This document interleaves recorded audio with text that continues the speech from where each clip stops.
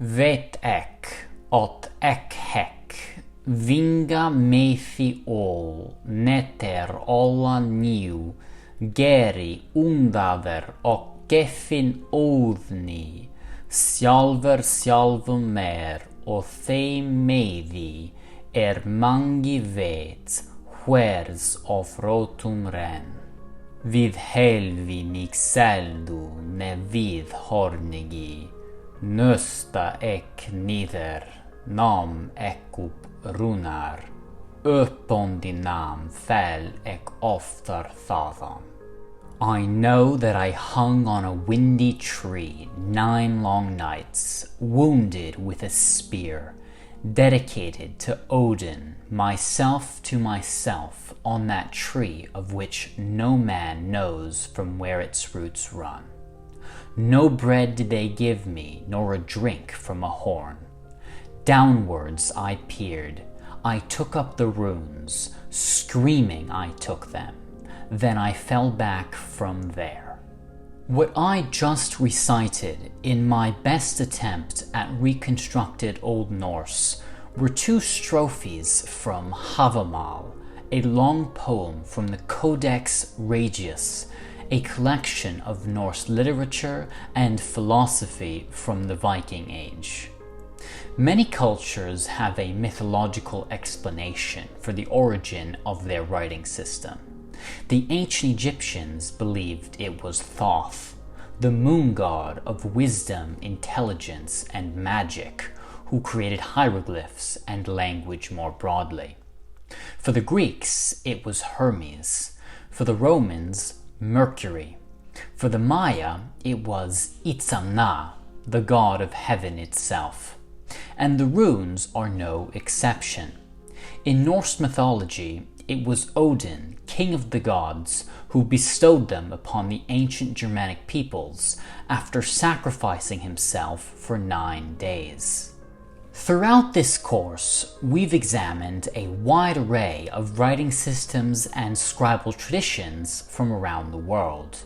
We began in September with semasiography, sign writing, with Inca quipus and Yukagir love letters. We then moved on to glottography, phonetic writing like logosyllabic Sumerian cuneiform and Maya hieroglyphs, before proceeding to the rise and subsequent domination of the alphabet, emerging first as Proto-Sinaitic, then Phoenician, then Greek, and finally Roman, which we use today in English. We've certainly covered a lot of territory. But it seems we haven't spent much time discussing derivations of the alphabet, like Cyrillic or Armenian, or the runes, one of the most iconic and legendary scripts in the Western canon. In fact, the Runic alphabet is mentioned only once in the documentary we watched, which I'm afraid also misrepresents its origin. Please take a look at the following clip from Sign, Symbol and Script, Origin of Written Communication and Birth of the Alphabet.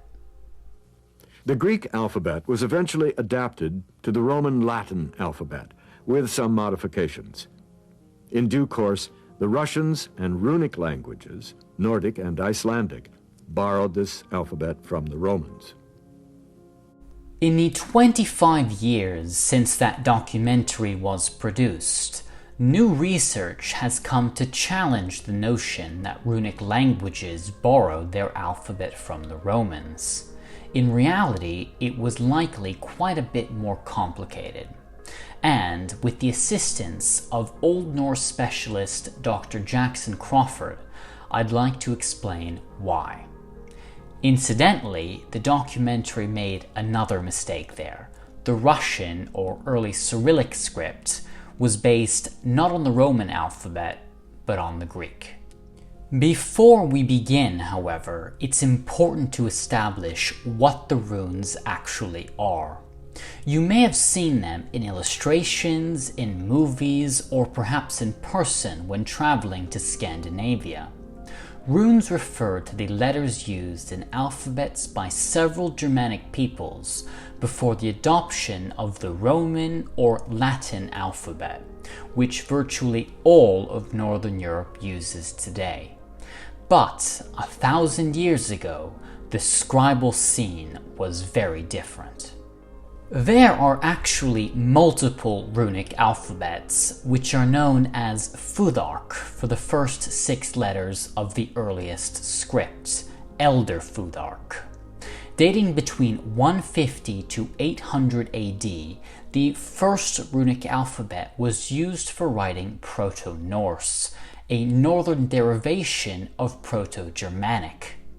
The oldest confirmed inscription was found on the Vimos comb from the island of Funen in Denmark, dated to 160 AD. Elder Futhark contained 24 individual runes, which was simplified to just 16 during the transitional period of the 8th century, at which point Proto-Norse became Old Norse, and Elder Futhark became Younger Futhark, lasting until Germanic Christianization around 1100 AD. During this time, the Anglo-Saxons in England had their own version of the runes, fading out around the 12th century. In Scandinavia, however, Younger Futhark survived on the margins in the form of a Latinized medieval Futhark into the Renaissance, providing the basis for runology, the study of runes. Until the late medieval period, many runic inscriptions were written in boustrophodon, meaning each line of text alternated in direction, left to right, then right to left, with the characters reversed also. The word rune comes from the reconstructed Proto-Germanic word runo, meaning hidden secret or mystery. You may recall from earlier that the divine origin in Eddic poetry describes a tree whose roots no one had ever seen. And indeed, runic inscriptions were often thought to carry magical or spiritual significance, as they do to this day. Runes were frequently carved into memorials, talismans, and swords for protection and healing. Typically, these were made of rock, bone, and wood. Today, there are thousands of runestones still standing throughout Scandinavia. By the late medieval period, runes were occasionally used for administrative and everyday purposes. Still, Norse was an oral culture, and few large manuscripts have ever been discovered. Finally, we come to the runic alphabet itself. By the late 20th century, it was widely believed that the runes were derived from the deeply influential Roman alphabet, as stated in the documentary. After all, at the time of the Vimos comb in the 2nd century AD, Germanic peoples were clearly in contact with the Roman Empire. By the year 98, the Roman historian Tacitus had already published his ethnography Germania. It is therefore tempting to think that the Latin script diffused northward, especially given similarities in certain letters. But we now know that there are a number of problems with this theory. For one thing, by the Common Era, the Roman alphabet was already quite fixed, standardized, and well established across Europe. Why then would the Germanic peoples have not simply borrowed the alphabet wholesale? Why do the earliest runic inscriptions look so distinct? Moreover, how would we account for boustrophodon, the inconsistent direction of writing, when the Latin script was only left to right? There are additional systematic differences between the alphabets. For instance, the runes make distinctions between certain vowels and consonant sounds that are not found in the Roman alphabet, but are found in Greek and Old Italic scripts of the Italian peninsula. For the sake of simplicity, I will not discuss them here, but instead recommend watching Dr. Crawford's new introduction to the origin of the runes, where he goes into specific detail about the individual letters and sounds. For these reasons, among others, most experts today believe that the runes came not from the Roman alphabet, but rather the old italic scripts derived from Greek, some of which appear to have used boustrophedon well into the 1st century BC.